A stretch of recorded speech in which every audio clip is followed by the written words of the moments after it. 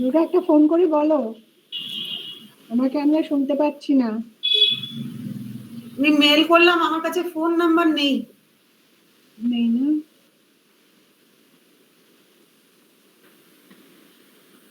দুটোর কাছেই থাকবে। ঠিক আছে, এবার নেটের ঠিক আছে শর্মিষ্ঠা? হ্যাঁ, আচ্ছা, শর্মিষ্ঠা সব ঠিক আছে, কিন্তু প্রফেসর তিওয়ারিকে আনমিউট করতে পারছেন না। প্রফেসর তিওয়ারি জয়েন করেছেন একদম ফার্স্টেই, কিন্তু হ্যাঁ, কিন্তু কথাও বলছেন দেখলাম, কিন্তু মিউট করা রয়েছে, উনি বোধহয় বুঝতে পারছেন না।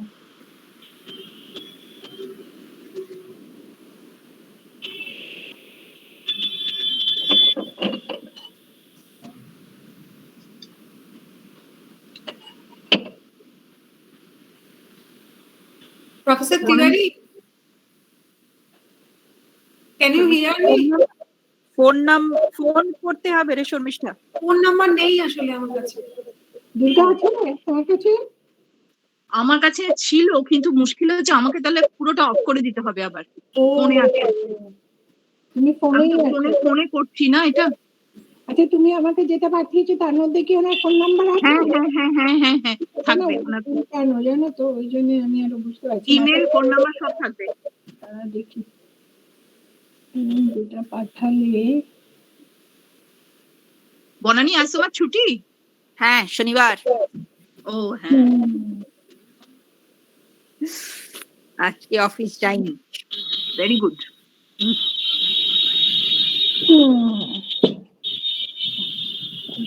দেখি ফোন নাম্বার পাওয়া যায় কিনা। পেয়েছেন নাম্বার দিদি? না, এই রে, আমি আবার কেটে দিলে আবার ঢুকবো কি করে? আমি দেখছি ফোন করেন, আমার কাছে তো নাম্বার নেই। না, মোবাইলে যদি দেখা যায়। আমাকে তাহলে আবার কেটে ঢুকতে হবে। কিন্তু উনি কেন শুনতে পাচ্ছেন না বুঝতে পারছেন, আমি তারা দেখছি আমার মোবাইলে। আপনার তো পরে আছে, আপনি একটু কেটে তাহলে ঢুকে দিন। ঢুকবো আমি? কেটে দেবো? হ্যাঁ। আচ্ছা।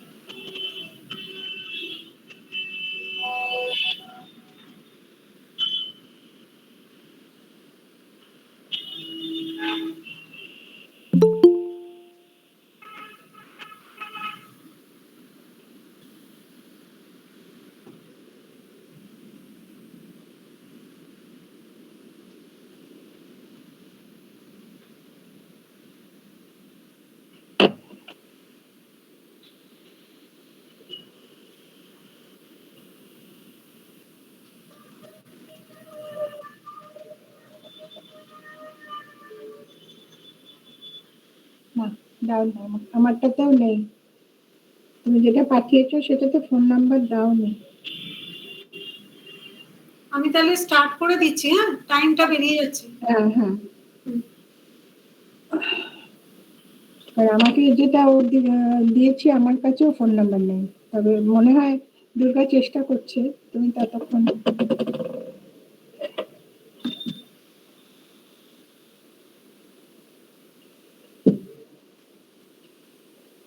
Namaskar, very good afternoon.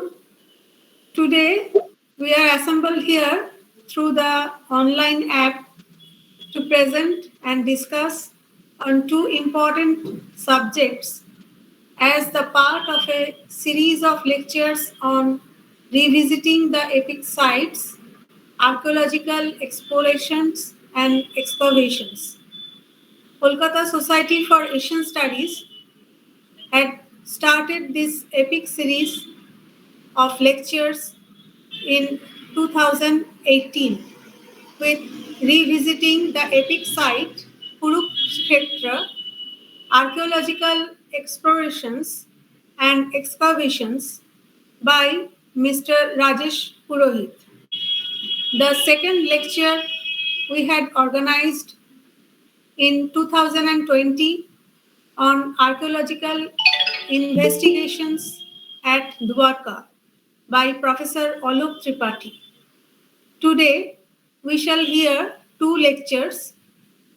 At first, Professor Maruti Nandan Prasad Tiwari will present his talk on Kashi Varanasi, a unique site of antiquity and living tradition. And the second lecture will be delivered by Professor Durga Basu on a historical and cultural trail from the Ganges to the Sagar, a journey through the epic story. Kolkata Society for Asian Studies was founded on 7th December 2012 with a view to explore the possibilities of the societal development of the Asian countries with special reference to India. The organization views the developmental activities of the Asian countries and societies by concentrating on different disciplines of social sciences like archaeology, anthropology, comparative literature, cultural studies, economics, education, folklore and culture, gender studies, history, international relations, linguistics, museology, sociology, and others. Chinese studies in relation to Indology is viewed emphatically. The research programs of the society integrally serve the interest of the nation in particular and of the humanity at large. On behalf of Kolkata Society for Asian Studies, I, Dr. Shormishta Devasu, Secretary, Kolkata Society for Asian Studies, heartily welcome to Professor Maruti Nandan Prasad Tiwari, National Tagore Fellow, Indira Gandhi Center for Arts, Regional Center, Professor Durga Basu, former Professor, Department of Archaeology, University of Calcutta. She is also one of the vice presidents of Kolkata Society for Asian Studies. The initial idea of organizing the lectures on epic series was her initiative, and we are following her idea. For some unavoidable circumstances, President of Kolkata Society for Asian Studies, Dr. Shotobrata Chakraborty, is unable to preside this meeting, but he will join us at the end of this program. On behalf of Dr. Chakraborty, I welcome Professor Ranjana Roy, one of the vice presidents of Kolkata Society for Asian Studies and the chief editor of the Journal of Kolkata Society for Asian Studies, to preside over the meeting. Welcome Dr. Devtushi Mishra Chaudhary, Assistant Secretary, KSAS. She is the Assistant Professor of Bengali Department, Sarojini Naidu College for Women. She will propose vote of thanks to our honorable guest and all the speakers, members, and the audience. Welcome to all the audiences to this evening. Am I audible now? Yes. Okay. Yes. So I'm here, Professor Maruti Nandan Tiwari. I'm here. Yes. Thank you, sir. Thank you. This is Now, from another. I am introducing you, sir. Yeah, I am introducing you. yeah, please. Yes. Now I am introducing Professor Tiwari, our respected guest, Maruti Nandan Prasad Tiwari, born on 30th January 1949, has headed the Department of History of Arts, Banaras Hindu University, for 3 terms, and after retirement, he was appointed as Professor Emeritus in the same department. His publications deal extensively with different aspects of Indian art and iconography, especially Jaina art. His books include Jaina Pratima Vigyan, Hindi, Elements of Jaina Iconography, Ombika in Jaina Art and Literature, Khajuraho ka Jaina Puratata, Hindi, Jaina Kala Tirtha, Devghar, Hindi, Madhya Kalina Bharatiya Murti Kala, Hindi, Madhya Kalina Bharatiya Pratima Lakshana, Hindi, Jaina Art and Aesthetics, Joint, Jaina Art and Architecture, first volume of Encyclopedia, and Kashi Ki Prachin Deva Murtiya. His academic pursuits and publications have brought several honors and awards to him. He was invited by the President of India to Rashtrapati Bhavan twice by Dr. Shankar Dayal Sharma and Dr. K.R. Narayanan. He was awarded Acharya Narendra Deva Puruskar by Hindi Samsthan, UP, Indira Gandhi National Raja Bhasha Award, Delhi, and Hemchandra Charcha Award. As recipient of Nehru Trust Fellowship, Dr. Tiwari worked in UK. He was invited and he delivered lectures, including keynote address at SOAS, London, University of Cardiff, UK, Nehru Centre, London, and Berlin University, Germany. Presently, he is Tagore National Fellow and Vice Chairman of Indian Art History Congress, Guwahati. Dr. Durga Basu, the second speaker in this, is the former professor and head of the Department of Archaeology, Calcutta University. Presently, she is a senior fellow of Indian Council for Social Science Research, Ministry of Culture, Government of India. She is also the director, Institute of Business Management and Research, Kolkata. She is our vice president and the president of Society for Heritage, Archaeology and Management, Kolkata. He is also the visiting professor, Ramakrishna Mission Institute of Culture, Indology Department, and member of the Academic Council. She specialized in Buddhist studies, historical academy, archaeology, Indian art, and architecture.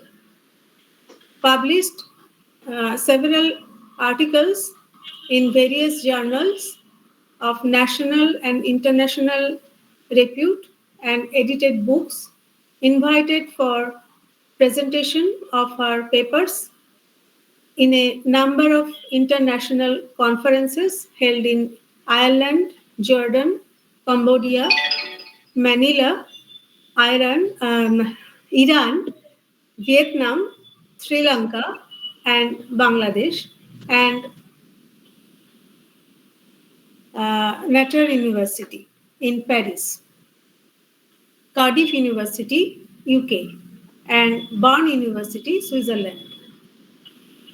Published monograph, The NBP Culture of Eastern India.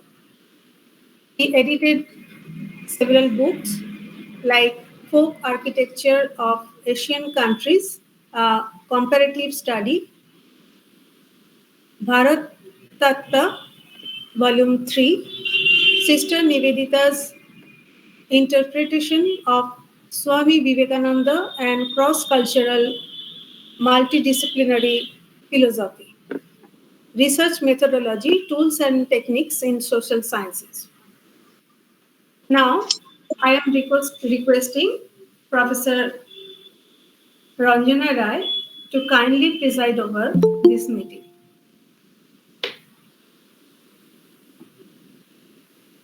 Thank you, Sharmishta. This is my privilege, though in proxy, that I'm going to be the chair of this session where two erudite scholars will be speaking mainly on Ganga, Gangaji, and at the same time also on Kashi, as well as the importance of Ganga, the river, in our society and in our culture, and what kind of work is going to be done there and already is being done for understanding the sites for the epics. I would like to invite first Professor Tiwari to Okay. Thank you. Sarmishta ji, one thing when I will say, just we are going to start with the visuals, then you will run this slide, no? PPT. You have the slide, Sharmishta? Okay, he will do it. Yes. Already I have sent you because I can't do it. He will do it. Don't so- worry. Okay. Let We me. are waiting for your lecture. Yeah. Right. Of course, I must start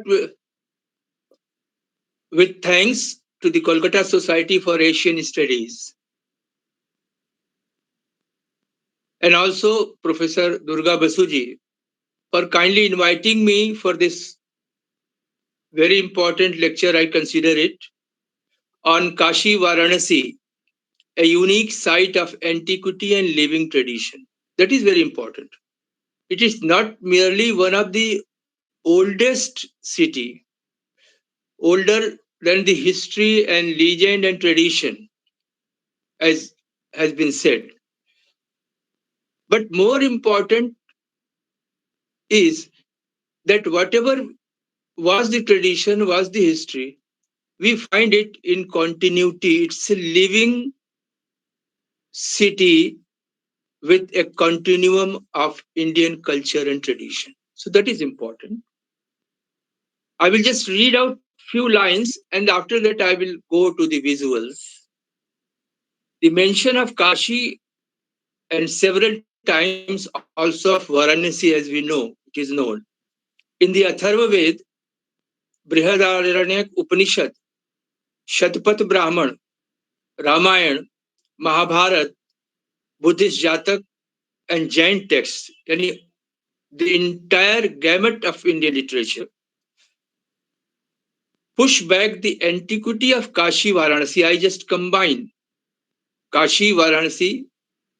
We know that Kashi was the kingdom and Varanasi was its capital. So Kashi Varanasi, both names are prevalent, to about 15th century BC on the basis of the literary evidences. And important is that this is reinforced even by the archaeological excavations which carried out at Rajghat, the ancient remains of Kashi, where from we get. And the Banara University has carried out several terms of excavations with published reports and all that. And its antiquity, right from the Earlier it was taken to be 8th century BCE, but recently Vidula Jaiswal ji and B.R. Mani ji have pushed it still back to 1200 BCE. So from 1200 BCE down to this 13th, 14th century CE, we find a continuous cultural remains of about 1000 years from Rajghats. So it is very important on the very bank of river Ganga still today, and therefore the damages have already been caused. And also Akhta near Sarnath, excavated by Vidula Jaiswalji. Then Ramnagar again by Vidula Jaiswalji. And on the basis of Akhta and Ramnagar, again the antiquity has been pushed back to the even 1800 and 1600 BCE, which is plausible and which is acceptable. What is especially important? So how old the city is, and the city is with continuum of the cultural traditions. What is especially important is that Kashi Varanasi is a living city in the context of its ancient history and traditions, which can be seen even today in its religious and cultural activities. It is a unique city which reveals a composite and sharing culture in reference to all the religious streams, namely the Vedic, Puranic. I will refrain from using the word Hindu because we do not find in any text the word Hindu anyway. It is a tradition, and from Vedic to Puranic tradition. So anyway, Vedic, Puranic, Buddhist and Jain.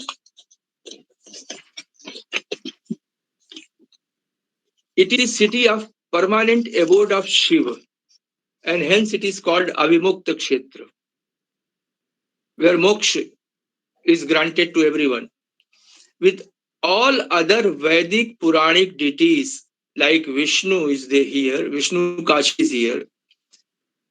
Dwadash Adityas are here in terms of the tradition, worship and art. Shakti, all the forms of Shakti in Navaratra, Navadurga and what not is here. Then Ganesh, all are present here in the form of ancient images and present religious worship on different occasions. So this is important. And because of this importance of Kashi, we find that during the 8th, 9th, 10th century, Kashi pattas were carved. The stone slabs on which in the center we find Ganga, river Ganga, and all around the Dwadash Jyotirling, and then Dwadash Aditya, and then Chaturvinshati Vishnu. So all such figures giving the impression that it represents the Kashi as in a symbolic form. And those Kashi pattas were sent to other places like Gwalior, where from they are found, Jhansi, State Museum, and several other places, and reference to which is found in the Aparajit Priksha. And it was intended that whosoever is not able to visit Kashi for financial or physical reasons may get the punya or merit of visiting Kashi by way of worshipping those Kashi pattas. So this was the importance of Kashi. It is the city, equally important, where Buddha delivered his first sermon at Sarnath, and actually the Buddhism was founded because Buddha gave the sermon of four Arya Satyas, four noble truths. We all know about that here itself.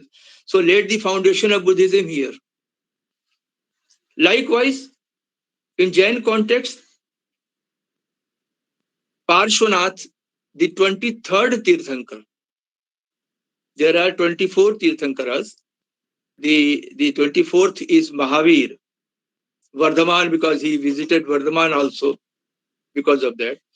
And before Mahavir was Parshvanath 23rd, and he was born in Kashi.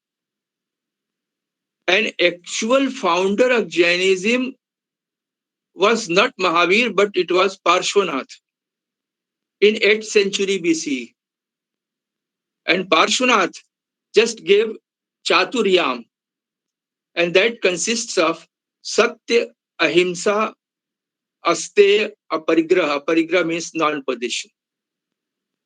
So all the three main streams, somehow or the other, were born over here, where and they did it flourish over here, and flourish not in antiquity, not in terms of history, not in terms of past, but as a continuum, which is in the continuity even today.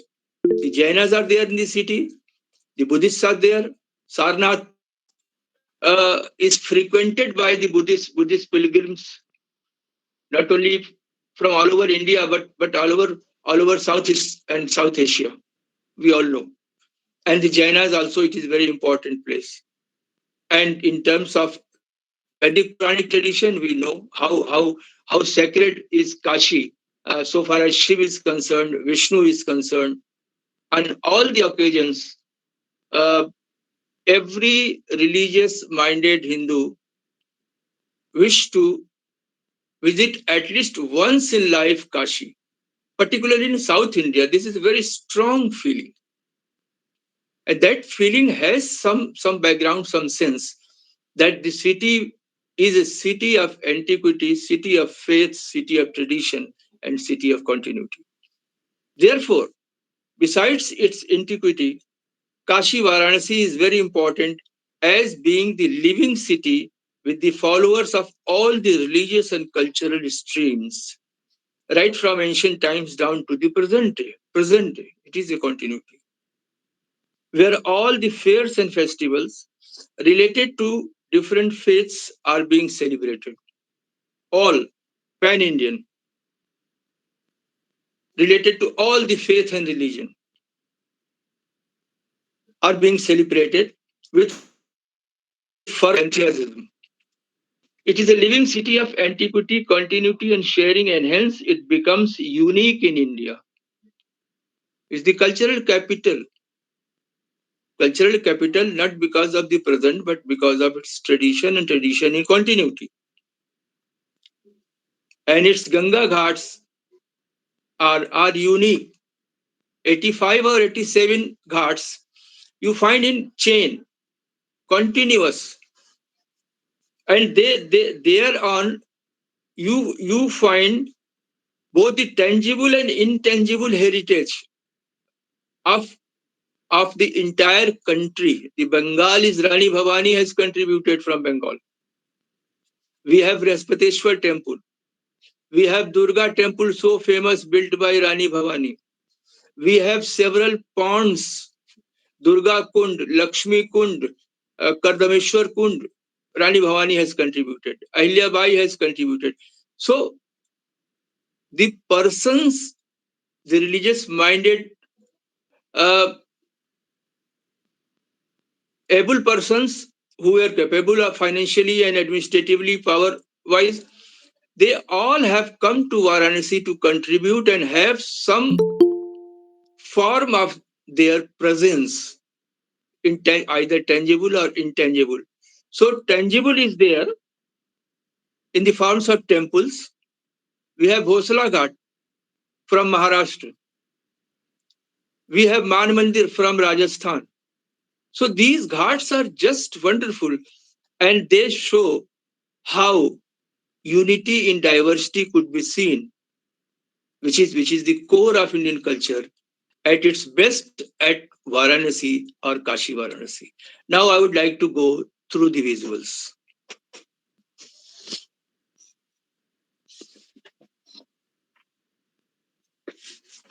Visuals, please.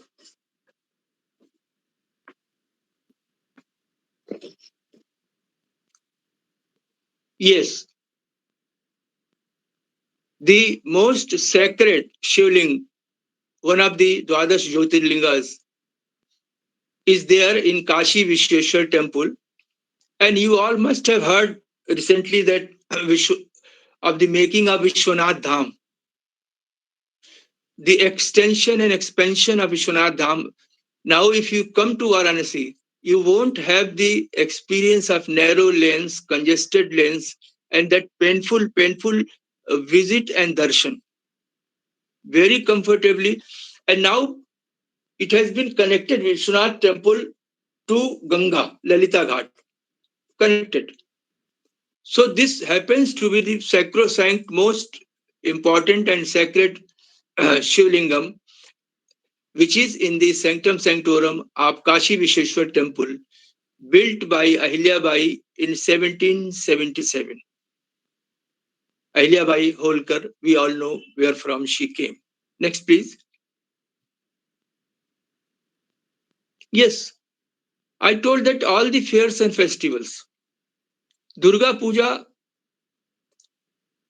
with how much enthusiasm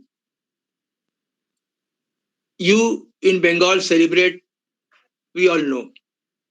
But I think after Bengal, in such a large scale, if Durga Puja is celebrated anywhere in India, it is Kashi, Varanasi. And at that time, I have seen hundreds and thousands of Bengali persons, family, they do come to Varanasi and just spend and enjoy Durga Puja here in Kashi. And the traditional images are installed at Bengali Tola, Sonarpura, several Bengali occupied kshetra. Because on the ghats of Kashi, we have not only the Murt in the form of the temples, Havelis, Dharmashala, sculptural remains, but also intangible that the people who are living, they live with their regional Bengali Tola means Bengali language. Kedar Ghat means Tamilian. So they are with their language, food habit, dress, and all cultural components they do live. So this is just so interesting and unimaginable unless one comes and visit here. So Durga Puja is there. And now here, simultaneously, we celebrate the Dashera. On that day, the effigies of Raman, Kumbhakarna, or Meghnad was burned. So two festivals together with the same proportion of deity is being celebrated. And on the lower side, you find this illumination. This illumination forming a swastik and on the steps of the ghats. Ghats means the stepped river front, Ganga, are illuminated with which looks like divine illumination. And then that evening is called Dev Deepavali, which is being celebrated on Kartik Purnima Day, which has just gone after Deepavali, 15 days. And it has become an international festival now. International. So all the festivals are being celebrated. Next, please. All the religions. Here you find Kashi Vishweshwar Temple, about which the Shivlingam I have shown. This is Shivling.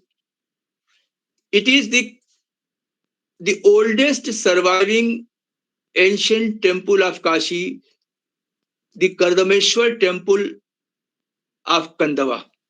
It is on the Panchakroshi route. I have used the word only surviving. In Varanasi during the Gahadwal period, Pratihar period, even the Chandel period, I think about not less than 50 temples were built. Because it was a place of religious pilgrimage from the ancient times, and the rulers and the merchants coming to Varanasi, they have contributed in the form of the temples and sculptures here in Varanasi, and therefore the number have gone. But unfortunately, all those were demolished by or during the Muslim period. But fortunately, the only one surviving, which I will show in Kashi whenever you come, just make it a point that visit this, because if you want to see ancient temple, the only ancient complete surviving temple will be of Kandava, that is dedicated to Shiva. And then above is, you see, Dhameka Stup, Buddhist Stup, the place where it is supposed that Buddha preached, gave his first sermon. And just nearby you find a small temple, and that temple is dedicated to Jain Tirthankar Shreyansanath. When all the three principal religions together present in a murt or tangible form also. Intangible, tangible. All the festivals, Jain festivals, this Hindu festivals, and as well as Buddhist festivals are being celebrated with celebrity and all that. Next, please.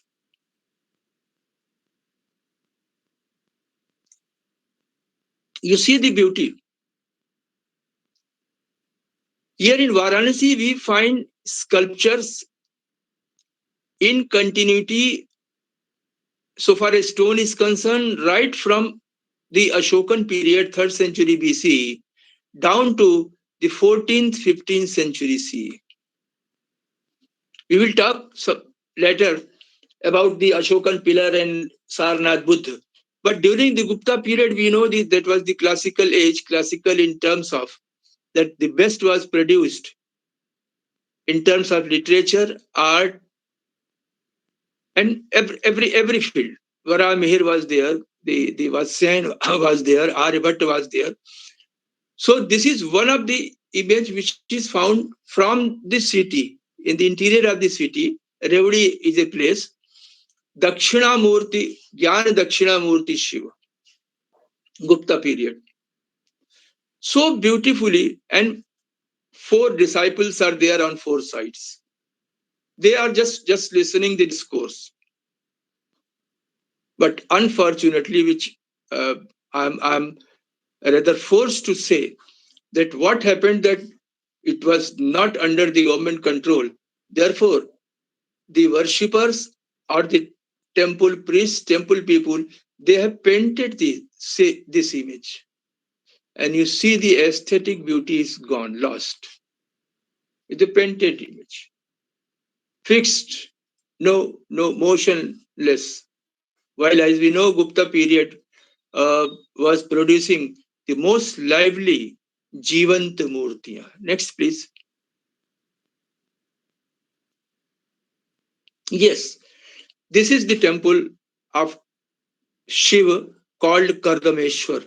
Kardam was the rishi and he worshipped Shiva, and Shiva just appeared and just blessed him. And therefore, the temple was built and Kardameshwar. Wherever we find the Ishwar is added in the name, prefix, suffix, it becomes the temple of Shiva. And place is the Kandava, which is en route the Panchakroshi. So 12th century Gahadwal temple. So only surviving 12th century Gahadwal period ancient temple of Varanasi is this temple of Kandava. Nagar Shaili style is there. Small but beautiful. And also the sculptural rendering on the wall, as I will show that the composite concept was working. We know the Shiva temple means related to Shiva sect, Vishnu temple, Vaishnav sect. But did we ever consider this point that Indian temples were non-sectarian in character? You will be surprised to just listen to my statement. Because Shiva temple or Vishnu temple, so far as Shiva or Vishnu is concerned, the main deity in the sanctum will be Shiva or Vishnu. But on the outer walls, what you will find?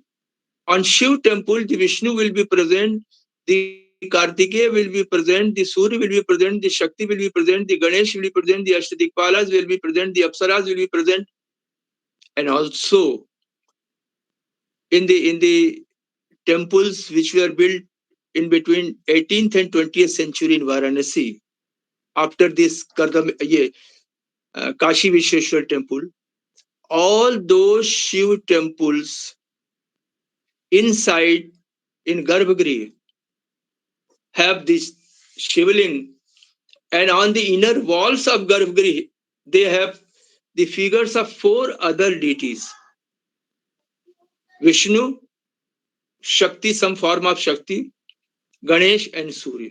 Means Panchayatan or Panchadeva Pujan. So again, composite concept. So Indian tradition, Indian culture, and particularly in Kashi, what we find during the 18th, 12th century and during the early centuries, because from Sarnath also we find Shiva sculptures, Vaishnav sculptures, sculpture of Surya, and as well as of the Jain sculptures. So this all through went on. This spirit of sharing and this spirit of harmony was the main feature of the culture and tradition of Kashi, not along with its the continuity. Next, please.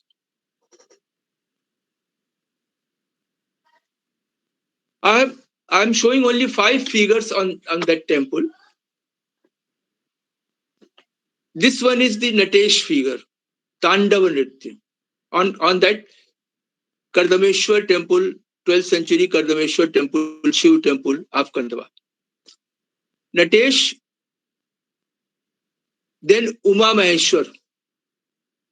Uma Maheshwar with his family, Ganesh and Kartikeya. They are also shown. So this is important. And Shivling in the sanctum of that Kardameshwar temple. Then Mahishmardani image, so dynamic, you see. Even in the act of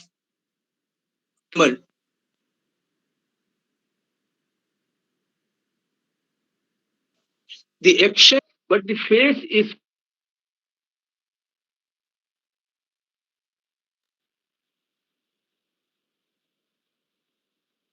all that. So, and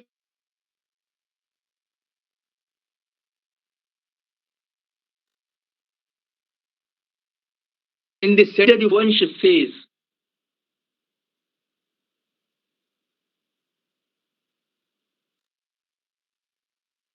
Parvati Parmeshwar. Shiva and Parvati are inseparable, like the Vani and Earth, meaning, word and meaning. They both cannot be separated. So this inseparation in terms of Shiva and Shakti was the core spirit of Indian art, culture, and Indian ethos. Ekam Sat Viprah Bahudha Vadanti. The truth or ultimate or supreme being is one, and he is being called by different names, be it Marut, be it Vayu, be it Agni, or be it Vishnu. Doesn't matter. So this was the spirit, and that spirit was carried on through the centuries and down to the present day in Kashi Varanasi. This is important. And that way, Kashi Varanasi becomes an epical and unique city, and hence the cultural capital. Next, please.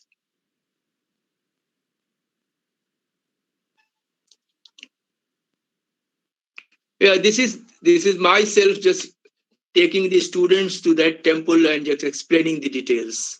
And here the details, the figure is of Balaram and Revati, Vaishnav. Vaman is here, Vishnu is here, Brahma is here, Andakari is here. So this sense non-sectarian character of Indian temples, now we should start rethinking about it. That how, to what extent the Indian temples were sectarian. Once I had a discussion with Shri Krishna Dev Ji. He was also of the opinion.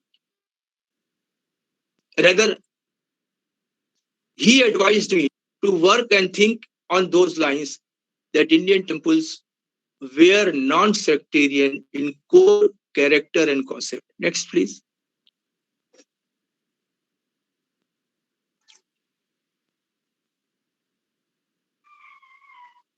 Yes, two images recently discovered from the archaeological excavations undertaken by the Banara Sindhunvasti.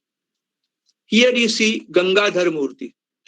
The Shiva is trying to appease Parvati, who is annoyed because of the coming down of Ganga, and Ganga being taken by Shiva over his head. And here is the figure of Surya, and these are the Pratihar figures. Means not only Maurya, Shunga, Kushan, but it's a continuity. All the dynasties, the rule we know was only the Gahadwalas of the Gahadwalas. But the sculptures, images, art, and the remains we find belong to almost all the contemporary dynasties. Because Kashi Varanasi was a place of great pilgrimage, where every Indian, right from ancient times, wished to visit at least once. Next.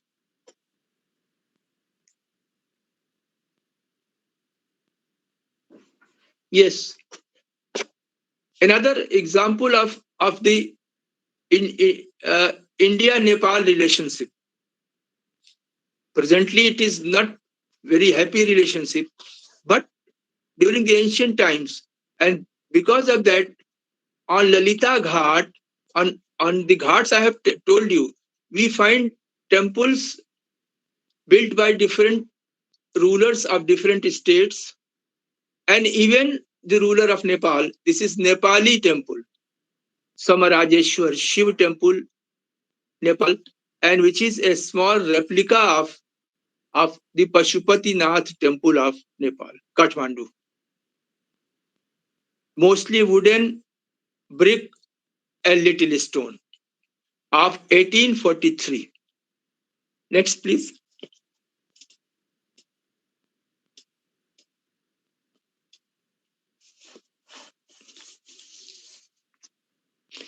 Few wooden sculptures, beautiful wooden sculpture, Mahishmardani, Kali. And you see the tracery. How the work with dexterity you find over here. And this Nepali temple. Next, please, 1843. This year I have already shown Dhamek and Shreyansanath Jain temple. Sarnath, both at Sarnath. Next.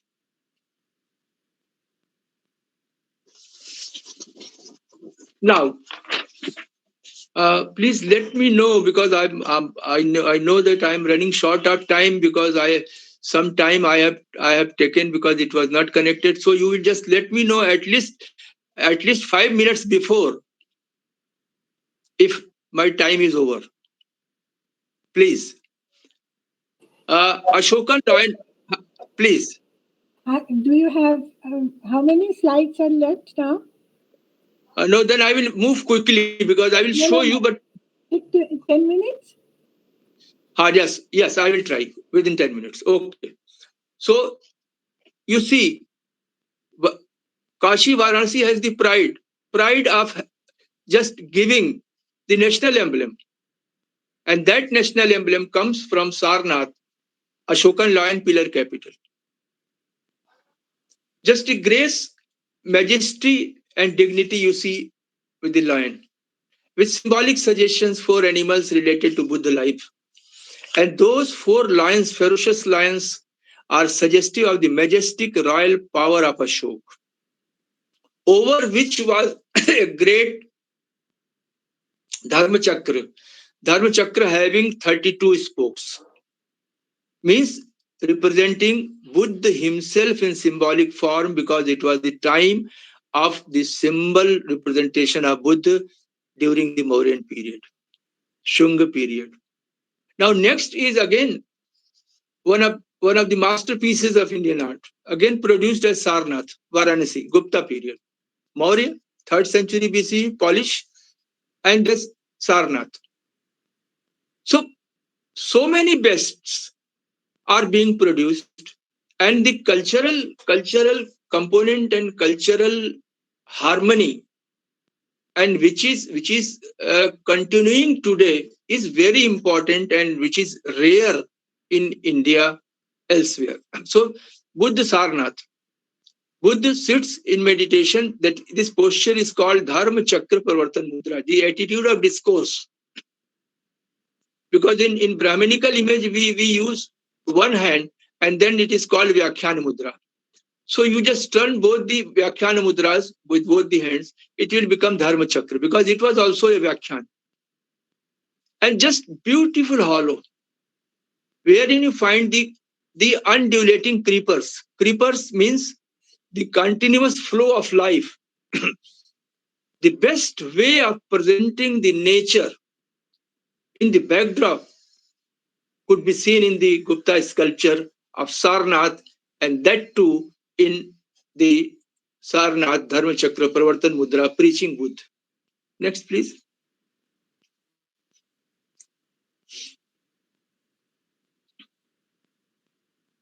Yes, from Gupta period, Bharat Kala Bhavan is a very good museum.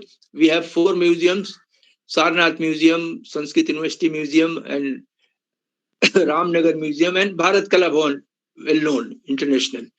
Govardhan Dhari Krishna. He is carrying a mountain. I will just show the beauty, Gupta period. But with which hand? Left hand. He is the he is the supreme God, and that power of the God is being suggested, that the mountain he is lifting with left hand. And the way he stands at ease, aram se, relaxed posture, even in the act of lifting the mountain. And that is the grace and beauty of the sculpture, and thanks to appreciation to the artist. Another is again Kartikeya, Gupta period, one of the masterpieces of Kartikeya images. So many masterpieces in Varanasi. Here you find he sits on a peacock, and peacock's feather is spread on his back so as to form the hollow. So here is again his imagination, and that makes the image beautiful and rare. Next, please.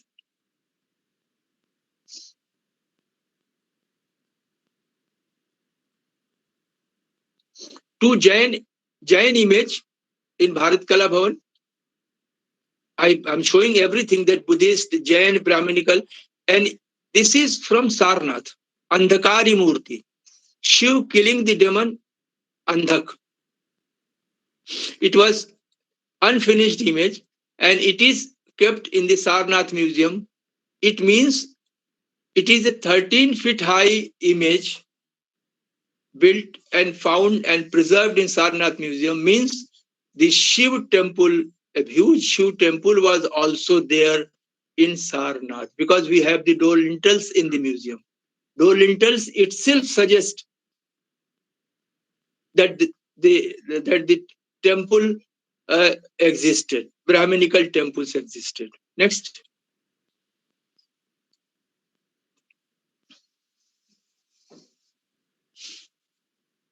Yes, in Vishwanath Dham project corridor, you must have heard so much about Vishwanath Dham, which has been inaugurated by Honorable Prime Minister 1 month before. There, in course of enlargement and beautification of the Vishwanath temple, and just making the campus really beautiful and huge, the the houses in the lanes, because lanes were widened, and then the houses were also occupied. And when the houses were broken, about 40-50 small to moderate temples of 18th to 20th century came out, which were hidden inside the residential houses. And this is just one of the examples. Near Manikarnika Ghat, the burning ghat, 18th century, beautiful Shiva temple. Next, please.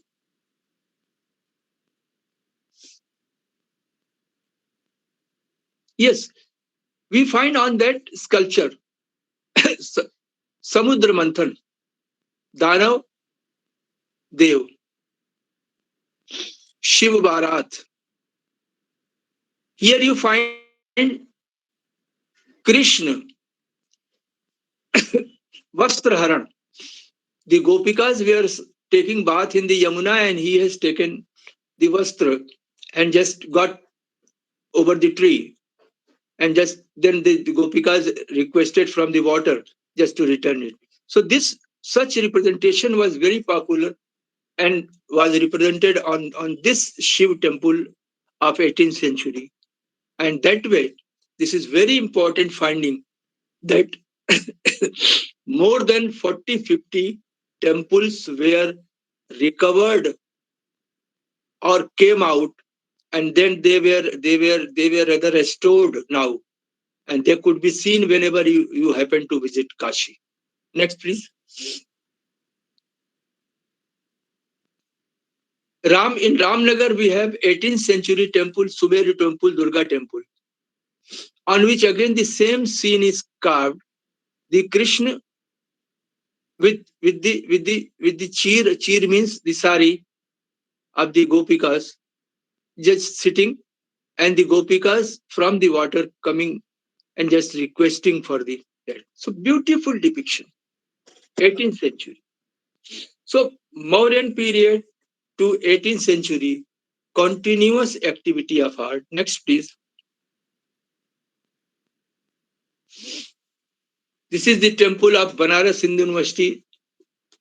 When you visit Banaras University, and you would find this 20th century Vishwanath temple, and it's a very spacious and very carefully built. Therein you will find not only the verses from Upanishads, the riches from the Vedas, but also from the Jain texts, Buddhist texts, and mention of the Christ, mention of the all other faiths.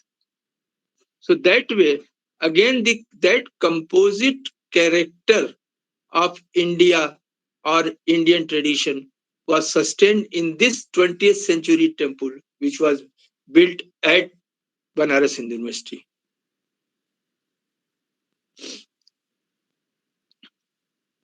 Next.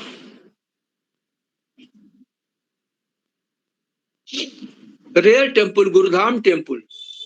I'm just forgetting the name, Bengali person. He built Gurudham Temple. It's a Tantric temple, 3-storied. On the first is the lotus Guru, the figure of Guru. At the second level is the Radha Krishna, and third is the space. So that way it becomes very important. Example, Gurudham Temple near Durga Kund. Next. Jain Temple of Parshvanath at Bhelupur. Several other temples are there. At least 20-25 temples, Jain temples are there in Kashi Varanasi.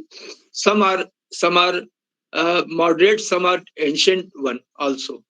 And this is in Rajasthani style, built in 20th century.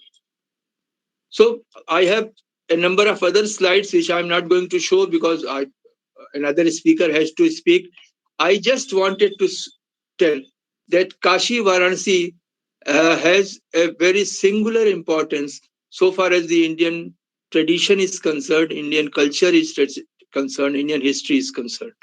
And what at least 2 points.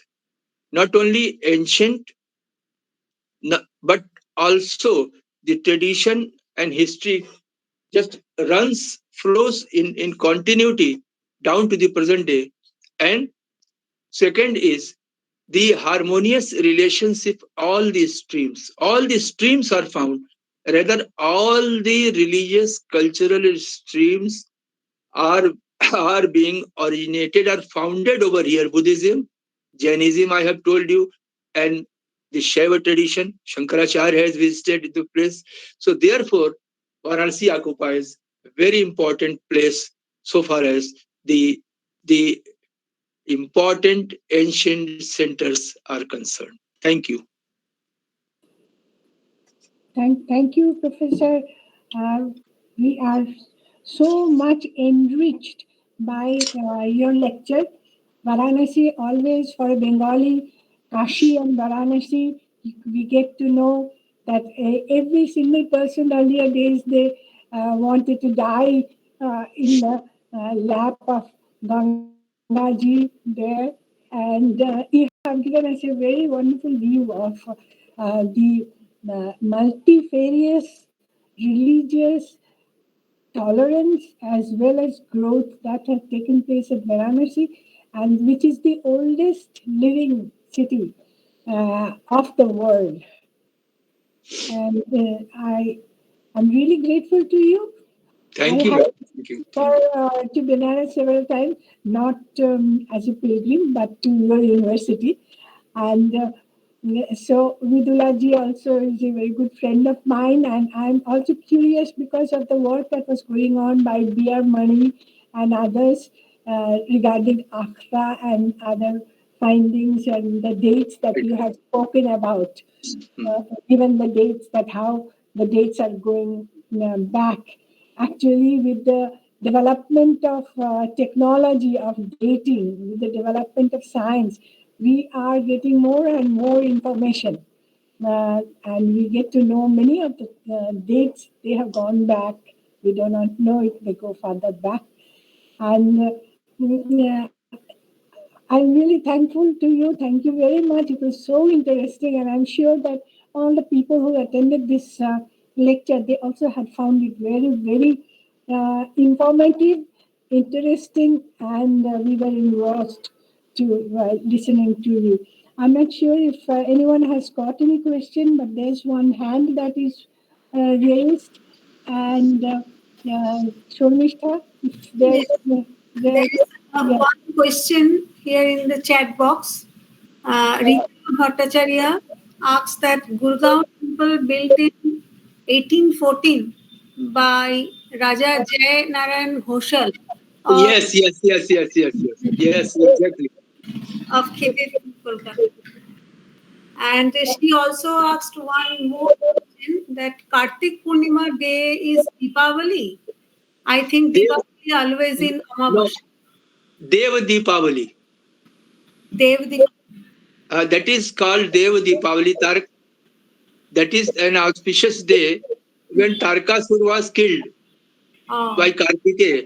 And on that, just memorize that this celebration started, and now it has taken such a magnitude that all the 85 ghats are illuminated with the earthen lamps. And it is just wonderful, unimaginable, unless one just could see with his own eyes. International event it has become. Deva Deepavali.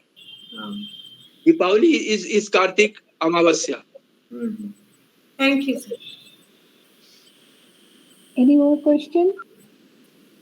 Any, not question, but clarification or more information if anyone is curious. We have this opportunity of having Professor Tiwari with us.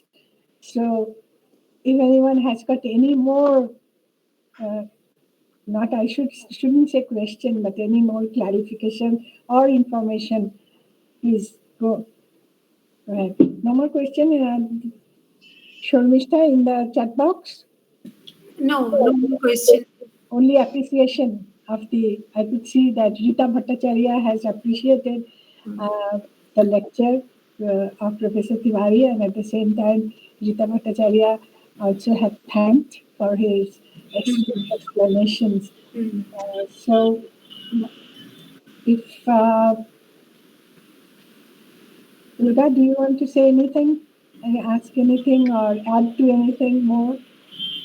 Or shall we go over to your lecture? Durga. Yeah. Yes. So, with your permission, Professor Tiwari, shall we go over and start the next lecture? Oh, yes, please. So, I would like to invite our own Professor Durga Basu, whom I know from a very long time. She also has done a lot of work on Ganga and has contributed a lot about this region, the history, archaeology of the region, and I'm sure many of you, we are waiting to listen to her. Thank you very much, Professor Tiwari. It was really nice. And I will now call upon Professor Gupta Basu to go on with her deliberation. Thank you. Respected chairperson, Professor Ray, respected Professor Tiwari, and my colleagues and friends and students. At the very outset, I would like to thank our secretary, Dr. Shomishta Debasu, for inviting me here in the series, in the lecture of on Ramayana stories or Ramayana sites. So today I have chosen a particular topic that is a historical and cultural trail from the Ganges to the Sagar, a journey through the epic story. So today I would like to highlight the historical, archaeological, cultural aspects of a particular region, which is related to the epic story of the descent of Ganga. The story of Ganga Avatarana has been narrated in the Balokando of the Ramayana. The epic legend associated with the Ganges shows the great importance of this river to the lives of Indian people. As a most sacred river of India, the Ganges has been praised in various ways from the very beginning of the Indian civilization. The river Ganga, the lifeline of India, has provided through its mighty flows the sustenance of Indian people. Since its emanation, the Ganga remained as a major force for Indian life and culture. As settlement grew on the banks of the Ganga, numerous cities, towns, and villages flourished, and this sacred river became more and more a part of the Indian ethos. It is no wonder that the river Ganga occupies a prominent place in Indian literature. Several stories have been created regarding its origin and its unparalleled journey through the long stretches of the northern plain to meet the Sagar, the Bay of Bengal. In the Ramayana, the story of the bringing down of the Ganges from the celestial heights by the sage King Bhagirath is given in great detail. It narrates how the Ganga descended on the earth and journeyed towards the sea.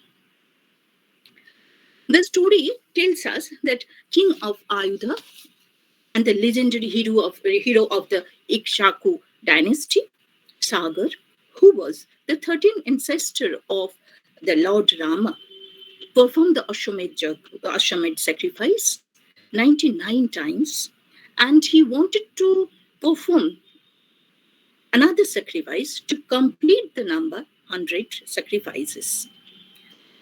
But out of jealousy, the Lord Indra stole his sacrificial horse and concealed it in a subterranean region where the sage Kopil was meditating. The king Sagar sent his 60,000 sons for searching the sacrificial horse, and they ultimately reached to the ashram of Kapil Muni, where they found this sacrificial horse. Assuming that the sage stole the horse, they assaulted this Kapil Muni, and Kapil Muni became very angry. He cursed them, and they were burned to ashes. Bhogirath, the great grandson of the King Sagar, successfully practiced austerities for bringing down the Ganges, for releasing the departed souls of 60,000 sons of Sagar. Bhogirath remained engaged in severe asceticism and pleased the Lord Brahma. Brahma granted granted a boon to Bhagirath and exhorted him to propitiate the Lord Shiva so that he can hold the mighty force of the Ganges. Bhagirath secured Shiva's consent to receive the Ganga on his matted hair locks. Swelling into form of a very mighty stream and acquiring a formidable force, the celebrated Ganga descended on the earth. From this story, we come to know that Ganga, after falling on the earth from the Himalayas, split it up into 7 streams, of which 3 streams followed the eastern direction, 3 went to the western direction, and the 7th one, the Alakananda, followed the chariot of Bhagirath, who ultimately reached to the ashram of the sage Kapil in the Sagar Island. The Ganges thus assumed the name Tripathaga. Now, the epic does not give us the topographical details of the entire journey of the Ganga through the plain. Only in a very few slopes, some characteristics of this river have been given and described, and it is narrated that on the arcs of the surface, the water of the Ganges meandered along with a terrific noise. Now, even today, if you visit the Gangotri region, that Ganga comes down from the hills and flowing through the Gangotri hills and with the float in between the huge boulders, then you will hear the roaring noise of the river. Ganga flows very swiftly and tortuously. Sometimes it broadens out, sometimes it narrows down. Sometimes it tosses high when dashed against rocks, and ultimately it is gliding down. Now, geographically speaking, the Ganga originated from the Gomukh in the Gangotri Glacier in the Garhwal Himalaya. At Gangotri, the mighty Ganga begins its long descent through the rugged Bhairav Gorge in the Garhwal hills of Himalaya, or in the hills of Garhwal Himalaya, known as Bhagirathi. The river Bhagirathi, first flows towards west, and then after traversing southward, almost 175 kilometers, meets Alakananda at Devaprayag. Now this is the Alakananda, and here you can see that the Devaprayag. The combined water of these 3 rivers is called as the Ganga. Initially, the Ganga flows through the hills and falls in the northern plain in Hardwar. The river, after issuing at Hardwar, flows down towards Prayag in Allahabad, where it is joined by the Jamuna. Then it runs towards eastern direction along the southern side of its central valley, skirting the northern edge of the peninsular India. The long stretch of this river valley has been divided into 3 distinct topographical units, classified by R.L. Singh: the upper Ganga plain, then the middle Ganga plain, and the lower Ganga plain. This is the drainage system of that particular region, and the lower Ganga plain. That is, yes, this is the lower Ganga plain. The entire drainage system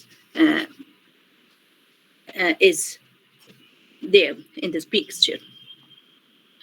Now the Upper Ganga, Middle Ganga and Lower Ganga plain, these three topographical units cover the modern states of Uttarakhand, Uttar Pradesh, Bihar and West Bengal. Throughout its journey in the northern plain, the Ganga receives large amount of waters from a number of tributaries like Gomoti, Ghagra, Jamuna, Son, Ganduk, Koshi and others. From the Middle Ganga plain, the Ganga travels to the Lower Ganga valley in West Bengal.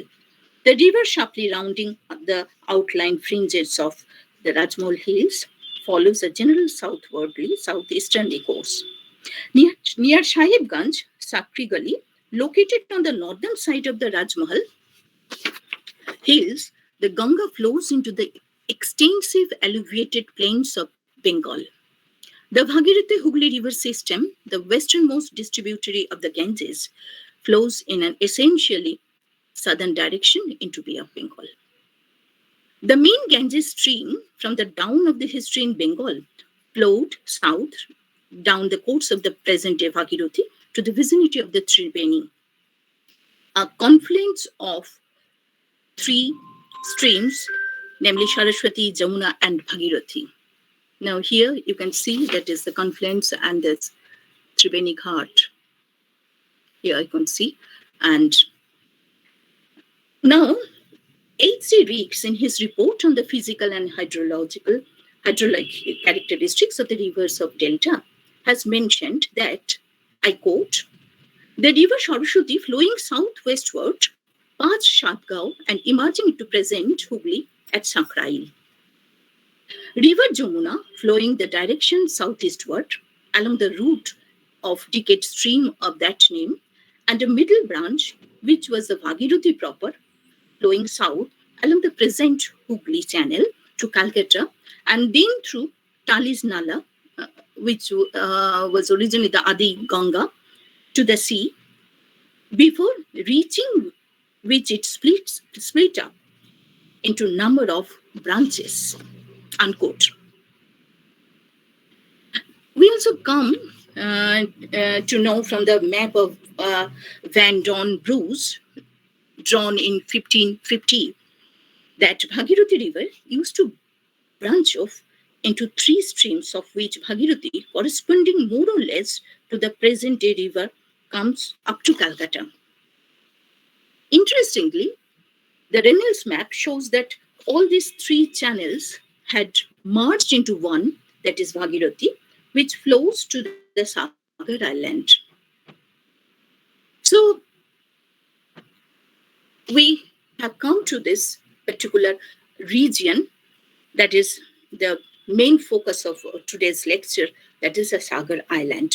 But before we enter into the main topic, I would like to highlight the cultural phases or the human settlements in and around the Upper Ganga and the Lower Ganga plain and Middle Ganga plain.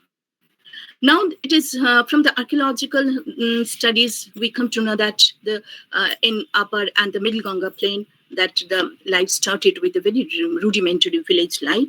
And then we find that is very much the settled village life, and with the advent of iron and then the technologies and different growth of the industries, trade and commerce, then we find that is absolutely, that is the urbanization, the urban life in that region. So these three distinct topographical units have their own cultural aspects, own settlements or own human cultures. And now in Upper Ganga Valley, what we have seen that the life started almost in a rudimentary form of village, and it is almost from the OCP, then Black and Red ware, then almost the PG ware, NBP ware, and then NBP culture period, and then followed by the dynastic periods like Maurya, Shunga, Kushan, Gupta onwards. So even in the Middle Ganga plain, which became the core of the Indian civilization, and it offered us, that particular region offered us there's not only the second urbanization, but at the same time, it offers us the Indian civilization, and that is the Gangetic civilization. And here also we had the life started with a very rudimentary, though in this region also we have the prehistoric base or the stratum, but the life started with almost the village rudimentary in form of the Neo-Chalcolithic phase, then the Chalcolithic, black and red ware, then iron bearing Chalcolithic, then the black slate, black polished phase, NBP, Maurya, Shunga, Kushan, Gupta onwards, and in the Bal period. Now, similarly, even in this Ganga Valley, even in the lower Ganga Valley, we have these cultural phases and human settlements almost start. The village settlements started with the black and red ware period, and then again the black and red ware, the Chalcolithic phase with iron, and then again the NBP, Maurya, Shunga onwards. So this is the cultural phase, and entire region is started, the entire Ganga Valley is started with the settlements, habitations from the very early time. And as you know, you have just heard about the famous or the most sacred site of the Ganga, that is the Kashi, Benaras. So here in this Ganga Valley, the number of epic cities grew up. That is, we find the Hastinapur, Kashi, Koshal, Magad, and many others on the river valley, on the on that particular Ganga Valley. So culturally, what we have seen that it is a unique region where we find a continuous cultural development, continuous occupations, one after another. So with this now, I'm entering into the Bengal, because my story is related to this particular region. It is the Sagar Island. It is related with the story of Descent of Ganga, especially it is related with the story of Bhagirath. Now we can see here that the map of the deltaic region, and almost the deltaic region, when we are coming to the Sagar Island, then it is absolutely, it belongs to the deltaic region. And as we know that the deltaic region has three distinct units or distinct region. That is, one is a Mariband deltaic region, then the mature deltaic region, and then the active deltaic region. Now the Sagar Island falls within the active deltaic region. And the most important place in that Sagar Island is Ganga Sagar, where Ganga meets Bay of Bengal. Now in the story of Bhagirath, we find that Bhagirath brought down Ganga, and Ganga at Sagar, and the Ganga forcefully entered to that particular subterranean, penultimate subterranean region, which indicates that it is Ganga's last journey where the river meets to Bay of Bengal. So it is absolutely a very sacred place, and the sacredness has been described or that praised by several texts, ancient texts, and even in the inscriptional records. Now, in the Mahabharata, we also find that is the mention of that particular Sagar Island or the Ganga Sagar region. It is in the Bonu Parva. We find that Yudhishthir once visited that place because in his pilgrimage tour, he visited the eastern India, and especially at Ganga Sagar. And it is told, it is absolutely described, the Mahabharata says that the Ganga with other 500 rivers and having the several mouths. So the Ganga Sagar is a sacred place, and even the having these mounts in that particular region, because it is absolutely that the Sagar is the absolutely on the coastal line. So Ptolemy also,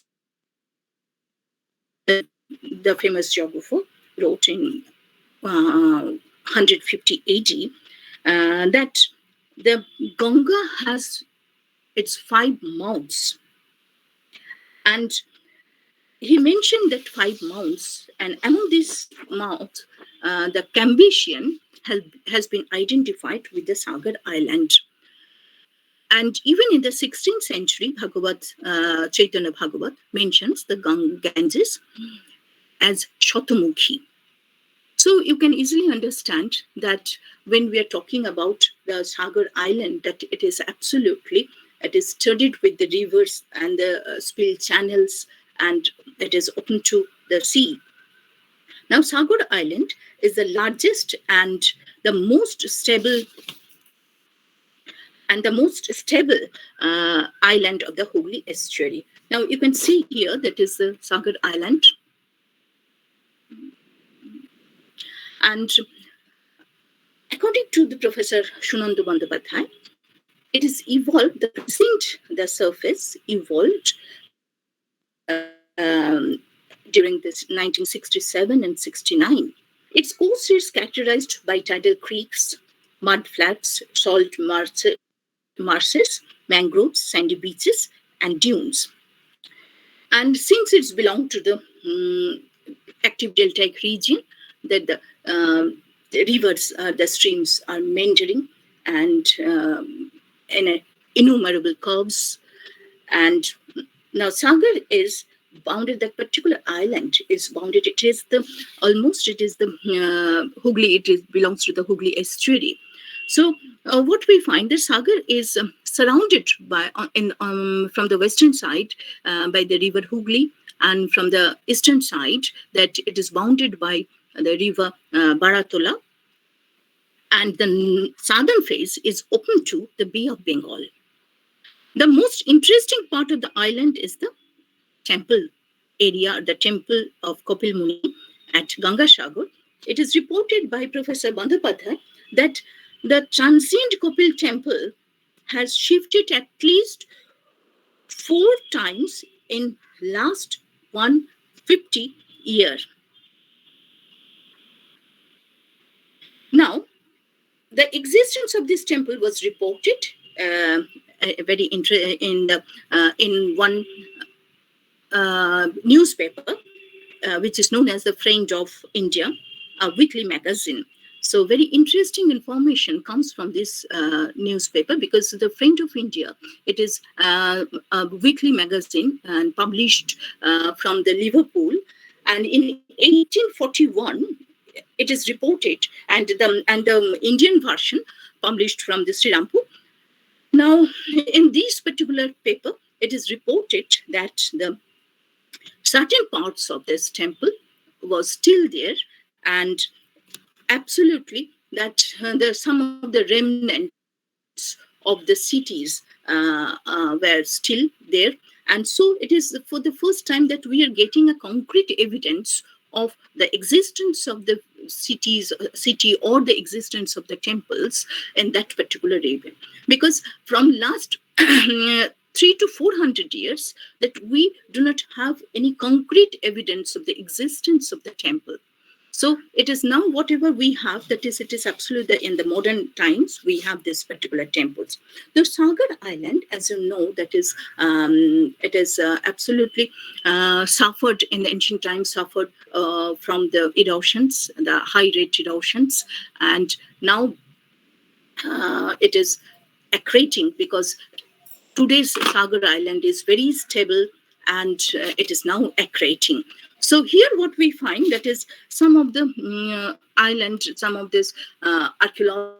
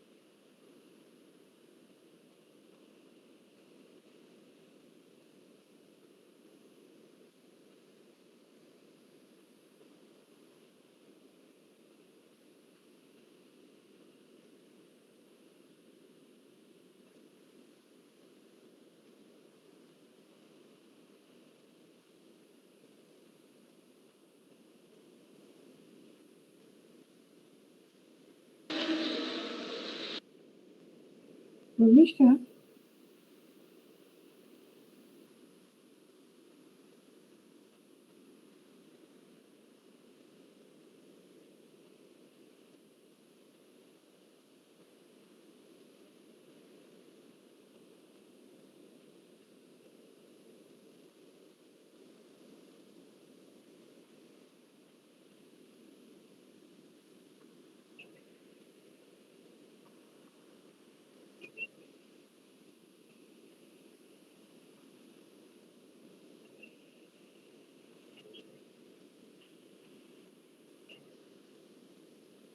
I think there is some problem with the internet, and I don't know whether all of you can were able to hear to Professor Basu or not, but I think she has left. So must be something is wrong with her internet connection. So, Shutto, hello, Dr. Chakraborty, Dr. Chakraborty, unmute. Please unmute yourself. Unmute.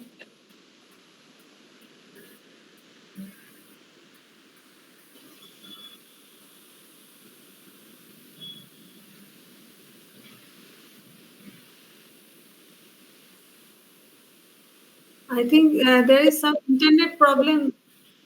Yes, I think there's some kind of internet problem. Mm-hmm. So have you talked with Durga? Did you find out? Yes, I have talked, but she's just trying. She's trying. So, Dr. Chakraborty, Shotto Chakraborty, we are having some kind of problem, perhaps with the internet, especially with Dr. Basu. Durga Basu was speaking, and all of a sudden, uh, something went wrong, and she has left the meeting. And I think she is trying to reconnect. So we are just waiting for her to reconnect. Just now, within a few minutes, that something went wrong with her connection.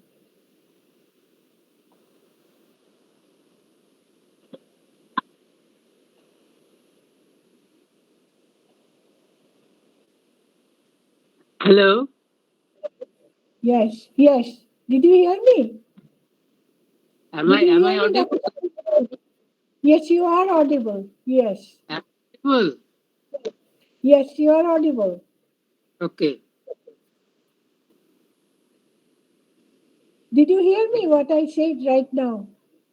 Yes. Yeah, because there appears to be some kind of problem with the internet of Professor Durga Basu. So she was giving the lecture, but somehow something went wrong and she had left.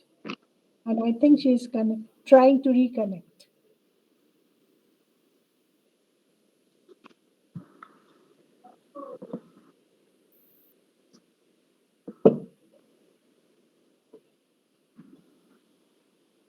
Professor theory has finished. Yes, that was a wonderful lecture. And this was also very interesting about Sagaland that Professor Basu was saying. And Professor Tiwari has given a wonderful understanding of Kashi Varanasi, its multicultural issue, religious, that it's open to all religion, all sect and everything. And he has given some illustrations from the temples, and that was really very interesting. But then we also had left a little bit of time in the beginning. So now it was Durga's Basu's lecture, but it was almost to the end that we had come. Ushmita, ki baat hai? हाँ, Welcome. I am audible. I want to show you some of the photographs so that you can get an idea about the historical and cultural and archaeological pictures of that particular region. Sorry for the inconvenience, because just since it is a very interesting picture, I would like to show that particular time. Yeah, so from this particular, it is the modern temple, and just now I'm going back to certain images that since the story is very popular in India, and that is why we find its depiction on the sculptural art. It is the Ganga Avatarana Mahabalipuram. And you can see here that is absolutely that it is the Bhagirath in its penance. And here we find the image of Shiva. So the next one, that is a Kalighat painting, and it is the painting from the hilly region. And you can see that how the Bhagirath is praying to Shiva just to hold the Ganga on his head. And it is the image of, I am audible, Professor? Yes. Achha. Okay, now this is the image of Ganga. It's a Kalighat painting, and you can see that Ganga has been personified, and we have several such images in the Indian art. Another is, now where is the Ganga? No, the particular. Oh, this is also very important from the Ellora. Now you can see here the left one. You can see that the Bhagirath is now doing his penance, and here it is a Ganga, the image of Shiva. So on the head that we find the image of Ganga, and here is a Shiva and Parvati. So it is the image of again the Ganga. And with a Bahana, that is Makara. Now,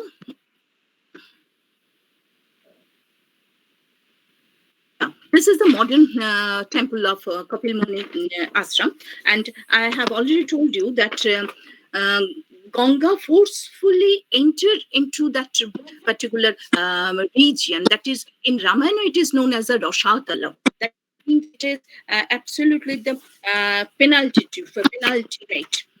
subterranean region. So, if it is penultimate subterranean region, that means the Ganga ultimately merges with or enters into the Bay of Bengal. And every time in Ramayana, we find the evidence or the mention of the Roshatala, the Ganga ultimately enters to the Roshatala. So in the Sagar Island, we have the evidence of the 1841. I have already told you that the newspaper published from the river pool. And there it is mentioned that the remnants of a particular city, and then simply in one corner, the temples was there. And then ultimately in 1842, up to 1842, the city was there. And then it is washed away. It is washed away. And even the temple, we do not have that original temple. Now I am coming to that particular antiquities of this region, recovered from this region. Now, first of all, the region is very, it's not extensively surveyed. And only the Ashutosh Museum once surveyed that particular region and reporting the certain antiquities and terracotta objects, nothing else. But from this region, we have a number of sculptures. We have seen the discovery of the number of sculptures, and also the potteries, beautiful potteries are there. But I have already told you that these discoveries are very sporadic. So it is very difficult from these antiquities to get a comprehensive picture of the habitational, occupational layers in the very early time. Whatever the materials we have seen from this region, that is almost from the early historic period, but we do not have in that particular region that I do not know, because in my collection, I don't have any potteries or any such artifacts belonging to the Maurya Shunga period. I do not know. My students are there. Some of the students are present in this, and some of the students have extensive surveyed that particular region. But if they have done, but right now I don't have any evidence of the Maurya Shunga period. But these Maurya Shunga artifacts have been recovered from various parts of even the coastal line of Bengal and the Tamralipta and many others coastal in the Midnapur, 24 Parganas, many sites have revealed that particular antiquities belonging to this particular period.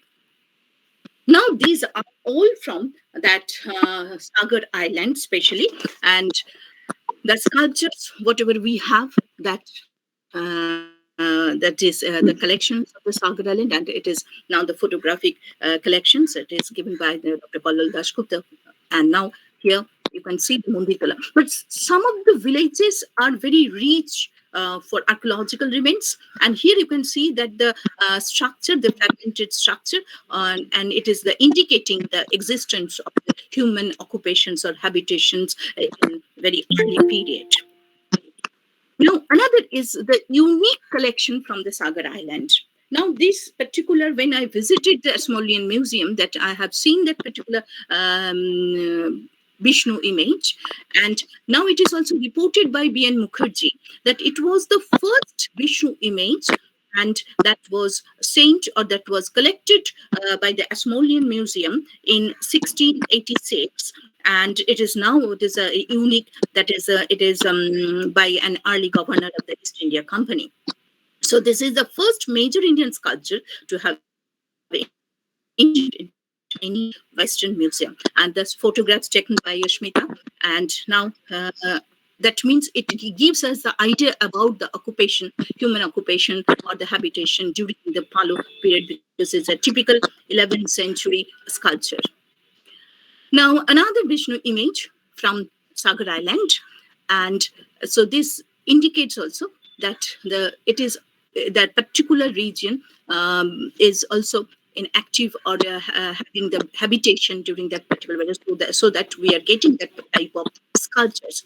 But in the Sagar Island, as you know, the suffered the high rates erosions, and so it is very difficult to get all the sculptures or other antiquities properly. And but it is now a very stable site, very stable island, and I have already told you that it is accreting. Now this is from Manditala, because some of the villages are rich with the antiquities. Now the stone is actually this belongs to actually whatever the stylistically I can date all these sculptures almost the 7th century, because it is not the Palo type of sculpture, it is not the Gupta type of sculpture. So in between, and this type of stunted stylistically, it belongs to the 7th century, because we have other sculptures from the other regions and where we find this stunted type of sculptures. So this is also from Sagar Island, especially Munditala. Now I want to show you another, because whatever the Sagar Island gives us the idea of the human occupation, it is almost from the Gupta, post-Gupta and the Palo period onwards that we are getting evidence of this. But again, we are getting the evidence of that particular phase, that is Gupta and post-Gupta period, from another island, from another side, and that is, it is known as a Dhanchi. Now, from very recently, I have surveyed that particular region, and from Pathur Pratima, so I have crossed the river, that is the Gobadiya river, and to reach to the Gobardhanpur, even in this the deltaic region. And now here we have seen that the one collector, the private collector, he has a small museum, and there he displays all these materials, because these materials came from a particular region which is known as Dhanchi, and Dhanchi is a submerged site now, and in particular the Vishwajit Babu is the fisherman, and when he went to the fishing, and last 34 years he is collecting that materials, and you can see that in his collection whatever I have seen, that is absolutely belong to the Gupta and post-Gupta period, not earlier. So we don't have any early dating, early antiquities. It belong to the Maurya, Shunga, Kushan period. Now you can see the typical Gupta terracottas. A large number of terracottas have been collected by this, because I am showing you that from these collections, then you can get an idea about the cultural history of that particular region, that either Sagar Island or the other islands, you can get an history. So it is the assemblages of the human or the terracotta figurines, typical Gupta period, and from these assemblages, I presume that the site definitely was a production site. That means there was a pottery, there was a terracottas, and is absolutely the production site. So in Gupta period, especially because these are all Gupta terracottas, the site was in very active and producing such number of terracottas. So it is well connected with the riverine plains, as you know, that is the interdeltaic region, especially the Khari region, is absolutely connected with the waterways, and probably so many sculptures, so many terracotta figurines found from this region indicate that definitely these were made for the trade purpose. This is all this attenuated figure of Gupta. It's in a very archaic form, but these belong to the Gupta period. Now you can see the images also. So it is from Dhanchi, and the small image of Vishnu, and it is also from the Sagar Island. Now here you can see that is the seals there, from the Dhanchi site, the seals, and having the typical Gupta inscriptions here, that typically, but in a very archaic forms. It is a beautiful seal, but it is the negative.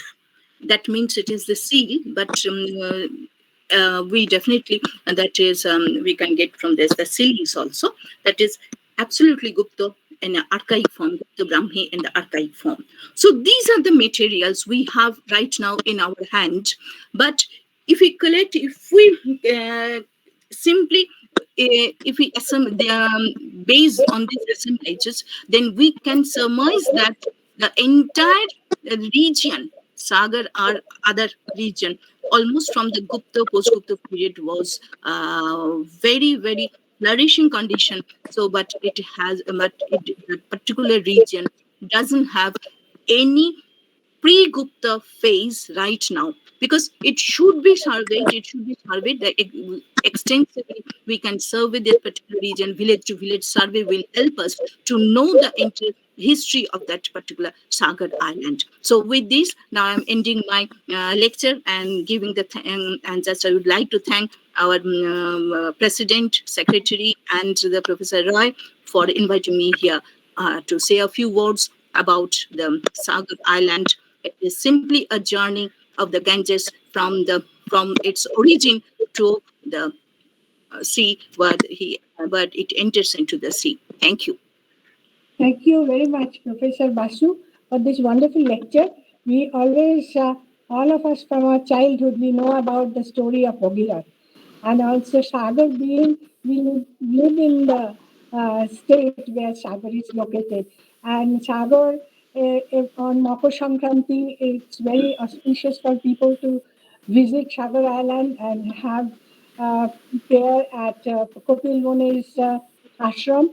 And but it's interesting also for the reason that, you see, Sagar Island is a delta, and it is really, as far as geological history goes, it was very late that people could live in such deltaic region because of the erosion that goes on, deposition that goes on, and various kinds of activities that goes on. We don't get anything of prehistoric period there, and only that early historic time period that we can think about that they have. And as far as geological discoveries has gone, they also have said that it was not suitable for human habitation.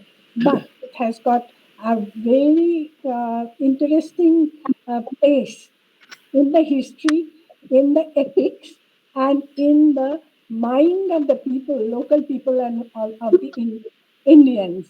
And it was really very interesting.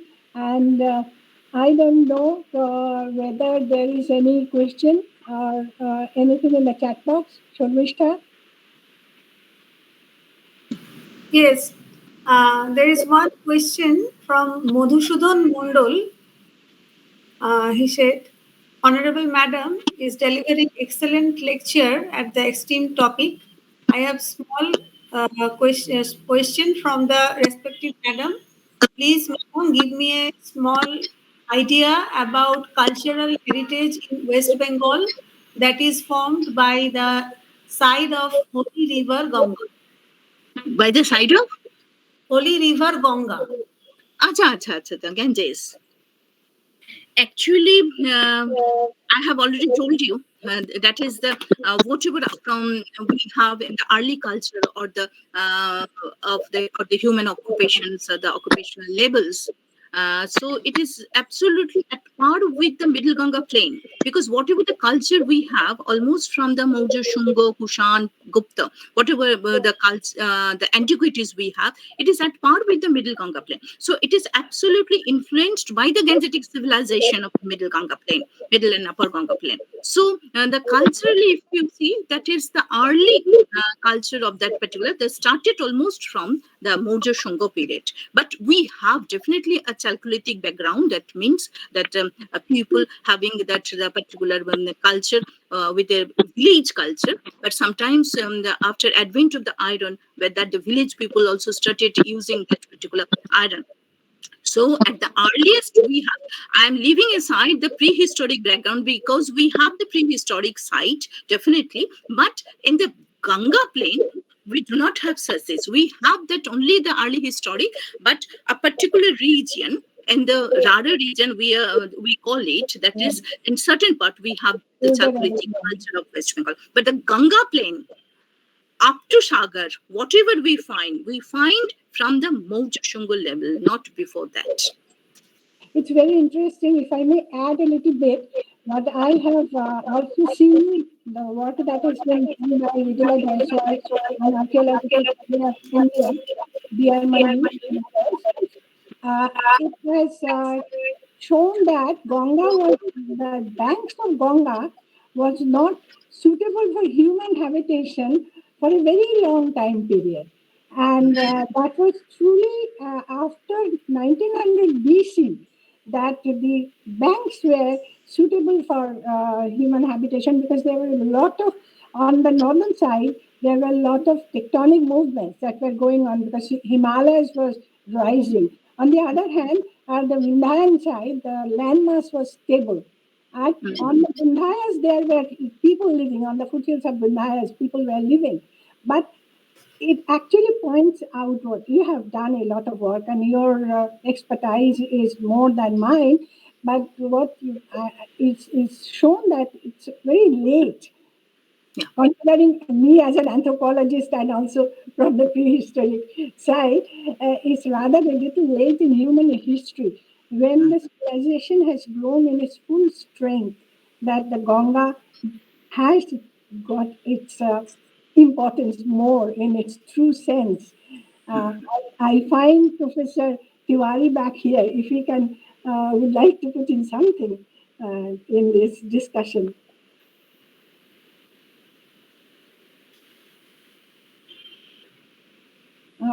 You have to unmute again. You have to unmute. No, we are not. We can now. To Gangavatarana from Mahabalipuram. But most of the earlier scholars tried to identify it Arjun Penis. Because both these stories you can relate to this. Because again here you can see that Shiva is standing there and the other penance and Bhagiraths. So Gangavatarana, but in just at Ellora we have a definite scene that is Gangavatarana, that Bhagirath is doing his penance. Yes. But I also do agree with you, because it is Gangavatarana, because the figure of Shiva and a Bhagirath in Tapas Mudra standing on one leg is there, and as well as several other indications are there. Yeah, the river itself. The river itself, and the snakes coming down with the water from top to the bottom. Yes. And also the divine figures at the top shown, they are enjoying the occasion, the auspicious occasion of the descent of Ganga. Yes, so definitely. I do agree that it is Gangavatarana. Thank you, sir. Thank you. Thank you very much. And I find that our president of the society, Kolkata Society for Asian Studies, is there. I was just sitting because of his inconvenience to be present throughout the meeting. So now maybe he would like to say something. So we have also listened to Professor Tiwari, which you have missed. Now we have listened to him. Professor Dr. Chakraborty, please. Oh, it is my turn now. Yes, because we want to listen to you, at least your voice.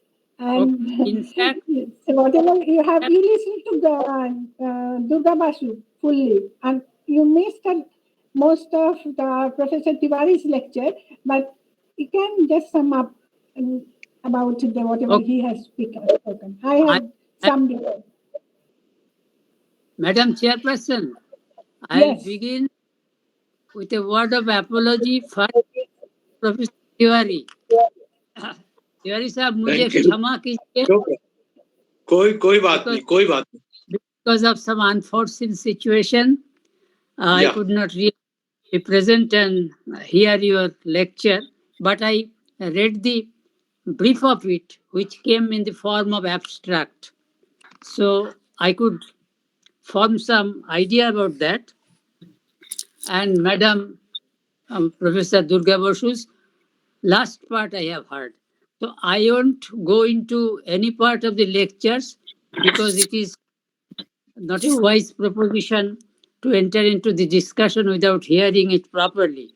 But what I would do is, since there will be a formal vote of thanks by my colleague, I would personally like to, in the capacity of the chair, that is president of the society, thank Professor Tiwari from the core of my heart for not only accepting our invitation, but also for making a brilliant speech, as I have understood from our president of the session, Professor Ranjana Rai's intervention.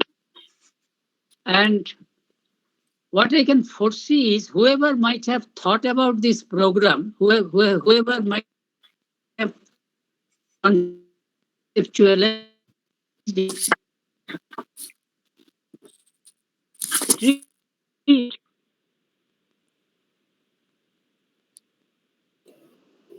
the তোমার কথাটা আটকে যাচ্ছে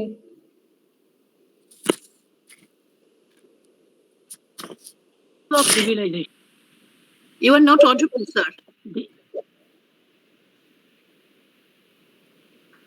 We can't hear you. It's a network problem, absolutely. আজকে network না সাংঘাতিক network problem আজকে Yes, we can't hear you. Something is wrong. এবার শোনা যাচ্ছে Pardon? তোমার কথা এতক্ষণ কিচ্ছু শোনা যায়নি No one could hear you.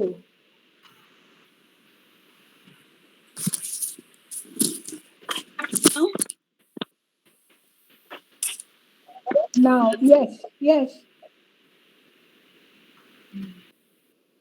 Okay, so what I'll do is, but for this technological intervention, this whole range of continuity of Indian civilization running for about 1,000 years, the recent innovation of technology is interrupting to make discontinuities so that part of our voice is heard, part of it is not heard. So even in spite of all kinds of interventions, we have one strength in civilization which has been grown out of continuity. And starting from Professor Tiwari's upland to Professor Basu's lower reaches of the Ganges, on the confluence of Ganges and the sea, you see the whole continuity along the Ganges. And in the core of it remains our Shiva. So, and this is on the surface. And now from the archaeologists, we have heard that what were the real points of similarities in terms of excavations. And there are experts. I would not make an attempt to comment on that. We would be waiting for their further excavation results, where persons, academicians like Professor Tiwari and Professor Durga would enlighten us very much in future, and Professor Ranjana Rai being a prehistoric archaeologist and who has really, helped me today by of this initial problem since I could not be present, so she had taken the task of conducting the session. So in brief, this is my intervention for the day, and thank you very much. Well, thank you very much for giving me this opportunity. Once you are in the chair, it's a different issue. And once you are just a simple audience and listener, is another issue. But here, when you are on the chair, you have to pay full attention to every sentence and everything. And that was a very great opportunity that I get. So I thank you first for that. And I thank Professor Tiwari, of course, for this wonderful lecture. And because of my friend Vidula, I am also very much interested in the city, its history, and its archaeology. Thank you very much, Durga. You are one of us. So thank you very much to giving such a wonderful lecture about Sagar Island and other these things, historical discoveries that are found in this area. It was very nice to listen to you. I have learned a lot also because my knowledge to Sagar Island is much limited, excepting for the geological findings, not the archaeological or human findings. Thank you, Sharmishta, again. And I think Devtushi is going to offer later points. Yes. Thank you, madam. Thank you all. I am inviting Devtushi Misra Chaudhuri, our Assistant Secretary, for the formal vote of thanks. William Arthur Ward rightly said, feeling gratitude and not expressing it is like wrapping a present and not giving it. Being Assistant Secretary of the Kolkata Society for Asian Studies, on behalf of our organization, I take the privilege of proposing a vote of thanks. We are all happy that this lecture session has been organized, conducted, and presented extremely well.